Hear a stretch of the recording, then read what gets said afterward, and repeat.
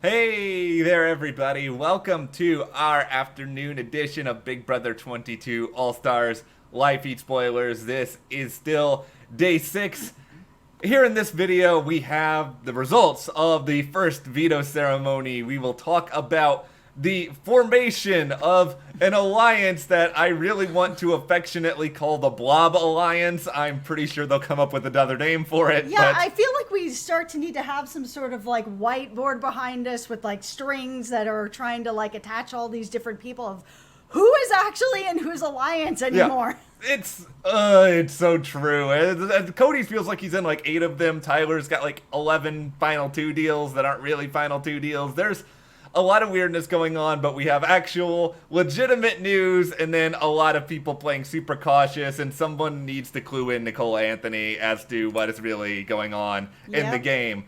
Before we get into all of this, if you do like this video, give us a like, subscribe to the channel, hit that notification bell, and you can support us more by checking that link in the description to the store and also our Patreon, where we have a number of benefits awaiting for you over there.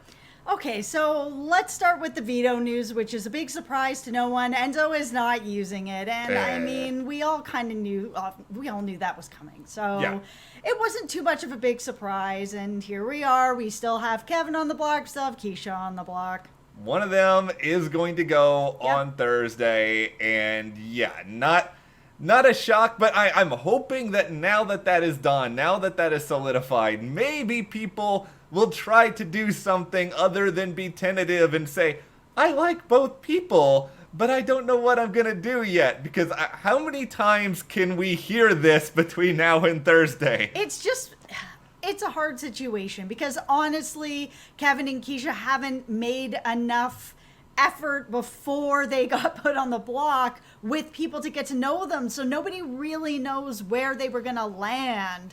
And now that they're both on the block, anything they say feels like it's just a ploy to stay, because it is. So I mean, it's tough. I get why people are like, I don't know where to land. And I think it's because it's All-Stars now, and these people all know one of the key Big Brother rules is you don't stick your neck out too far because someone's going to come with like that executioner's axe. So no one wants to be the one to really say anything that is too stringent. Yep. And that brings us to Ian Terry, who had a conversation with Nicole Anthony not that long after the veto ceremony, where she's trying, I think, to get information out of him. We know, she likes Kevin. She would like Kevin to stick around in the game. And Ian basically gives her his own version of this, which is, I really like both of them. I'm not going to vote with the house really per se. I'm going to do sort of what I want to do, but he's still not really saying what it is that he wants to do. Which is fair. I mean, besides this alliance he has with Nicole App, he really isn't working with anybody at this point. And even that, I mean, they still haven't had really that many other conversations since they were like, yeah, Millionaires Club kind of thing, right? Like, Ian is really holding his cards close to his chest, because he's clearly of the opinion of, don't put my neck out there if I don't have to. I'll see, what's going on. I'll see how I feel about it.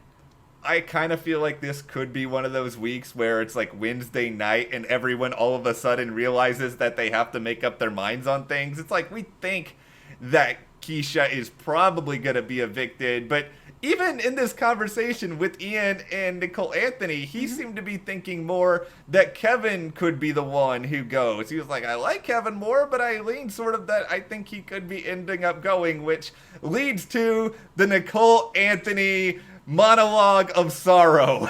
Yeah, so it feels like she's getting really frustrated because she's on the outs again, where she thinks there's this sort of big alliance that's happening here, and she's not part of it, and she doesn't know how to get part of it, except that she thinks this big alliance is like Janelle and Case are in sort of that smaller group, Keisha, stuff like that. Like, this is not the big alliance, and it's just kind of sad to watch this happen again, because this is what happened to her last time as well, where she was out on the big alliance. She didn't know what was happening. She didn't know why everything was happening. And now it's like day 6, and she's actually more clueless when it comes to that stuff than she was last season, because last season it felt like she had a bit more of a handle on who kind of was probably leading the pack. But now she thinks it's like Janelle is leading the pack, and Janelle is leading nothing right now because of everything that's happened. She will lead the pack next week. Manifesting it. Come on, Janelle. Christy needs to come over here so you can manifest that to happen. Oh, no, I'm sorry to conjure up Christy. Okay, well, this is it's a situation that it's bringing me bad Big Brother 20 sort of flashbacks where we had Faute, which was an incredibly entertaining alliance, but they were all just like so like not there when it comes to the game that they kept shooting themselves in the foot. And it is like you said last season, I think Nicole Anthony's intuition was right at least a good percentage of the time. She just couldn't get anyone to really listen to her, and she wasn't proactive enough. And here, just her read is just, it's so off. And Kevin, there's a good chance Kevin will stay, and she will kind of get what she wants. But if she is of this belief that Janelle and Kaser are working with like this Cody and Tyler and like all these people are like together, it's just like, you are going to end up in a situation where you're in the dark, and then by the time you see the light, it's going to be too late for you to do anything about it. I honestly just feel with how big this other, we'll call it an alliance, but it's basically everybody but like Keisha, Janelle, Kaser, and Nicole Anthony. Everybody's in this alliance. I am really worried about this group of people. I am really worried about Nicole. I think she's going to go early if they do not get any kind of power.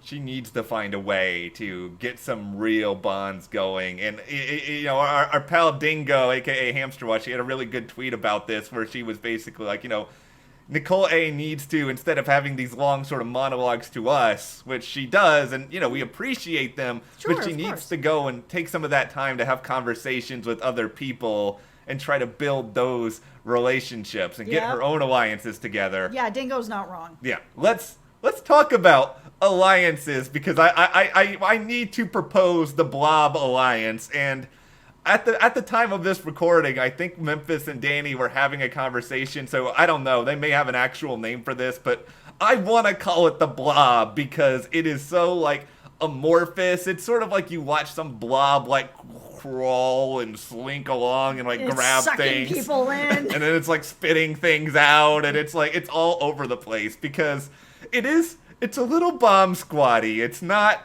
Devin kicking people out of the bomb squad, Not but yet.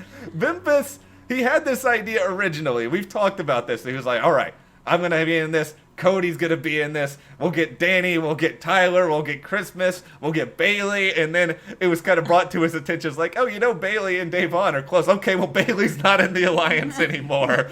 Now we're going to bring in Nicole F. And that was happening today. And he included Nicole F. about it today before the veto ceremony. It was just so funny to me because it's like, he does know that he's kicking out Bailey because she's close to Davon. Nicole F. and Cody are really, really close, too. Yeah, it's weird that Nicole F. was not included in this in the first place, because if Memphis really knew what was going on, then she would already be included in it. It was just very strange. The current state of the Blob Alliance, and this may change in between now and when the video is posted. So it's going to get spit out. Yeah, it is Memphis, Cody, Nicole F., Danny, Christmas, Tyler. Don't get me wrong, there are some good players in here, but it's also like, when we were thinking about prospective alliances before the season, I'm pretty sure entertainment-wise, this would not be the group that we've chosen, because I would only really say that one of these people in Danny is anywhere near, like, top 10 most entertaining, even on this season. I'm a little bit surprised that Christmas is in this group. She has really laid back through a lot of these first 6 days, and she has been having conversations and stuff. She hasn't been in any danger or anything like that, so it was kind of surprising that Memphis was like, oh, and Christmas. I'm like, Christmas? Where are these conversations? Why now? It's all of a sudden you're all in on Christmas? Cool, okay. She's being gift wrapped in alliance. Here we go. You're welcome. Okay, so Kevin also gave his own monologues, a lot of monologues going on, talking to us, which of course we appreciate. But also, yeah, you do need to go start talking to other people. And he's just saying that he, needs to be nice and friendly. And I think that Kevin just is nice and friendly. So it's not something that's really that far out of his reach. I think Kevin just feels like he is, like he said, an awkward potato. And we understand it. We're awkward potatoes too. We get it. It's not always that easy when you're not that social and you have a really small sort of circle around you. And it seems like that's kind of what Kevin's like. He's got his, he's got his husband. It's the two of them against the world kind of thing. He doesn't have to put himself out there. And now he's in this situation where he does. And for awkward people, it's not that easy. And even though he is, nice and friendly, it doesn't always come across that way when you're awkward. Sometimes it comes across, you get a little quiet and people are like, oh, what a snot. You're so snobby. Yeah. No, I actually just don't know what to say. And, I wish that I did because now you think I'm this, right? And that I see that happening with him. So I hope he puts himself out there more. I think he just doesn't give himself enough credit. I think he really, he's hard on himself. I think he's friendlier than he sort of lets on. But hey, if he wants to put his best foot forward with that, good for him. It could help him. We have a very interesting sort of tale of two strategies here where Kevin seems to be, okay, I need to be Mr. Friendly. I need to make sure that I just put myself out there and I'm there for people, that I want to have conversations with them. He's not downplaying his own game so much as he's just trying to be really, really nice and likable. And then Keisha, she's having these conversations, like she had one with Danny earlier, where she was talking about how she didn't even realize that Nicole F. was a former winner. And I have two questions to this. Number one, what? Like, do you not do your research? Or number two, is she playing dumb? Listen, I feel like nobody has really done their research. It feels like everybody has come in and nobody knows anybody's names. Nobody realizes someone's a winner. Nobody knows who anybody is. This is a very strange game in that way because I feel like if you're coming onto All Stars, you should kind of know who some people are. There's so many people that don't even know people's names. It is crazy. She's taking a page out of the Mac Carter Beauty and the Geek Season 5 playbook of just acting like you suck at a lot of different things and just knowing that you might be a threat otherwise. No, I don't know if Keisha didn't do her research. I don't know if she's pretending, but it's an interesting move. I don't know if it's gonna work. I don't know. I hope there's some good sort of stuff going on. But anyway. So the next thing we want to talk about is Memphis and Cody. They had a talk about Ian, and he's worried because Ian has beaten Dan. Yeah, and didn't we kind of think this was gonna happen at some point where they were gonna be like, not only is Ian the winner, he is sort of the super winner. He is like the winner who has beaten one of the best winners of Big Brother ever. Yeah, he is the person who beat Dan. So I get that people are going to be worried about him. At the same time, if I was in this game, I saw Ian. If I'm All Stars, I need to beat Ian. Like, I feel like I would need to sit at the end with Ian because if I can't beat Dan, I can beat the guy who beat Dan. And that would put me in a really good spot as a legend. I don't know if this is going to materialize into anything, but it is something to keep in mind. Ian's place in this game is a little bit tenuous. I don't know if he realizes it fully, but we will keep watch on the live feeds. We will be back later for your evening update. But for now, what do you guys think about the veto ceremony results? Where do you think this week's going to go? Share in the comments, and if you did like this video, give us a like, subscribe, and you can support us further by checking the links in the description to the store, to our Patreon, and we will see you guys here next time.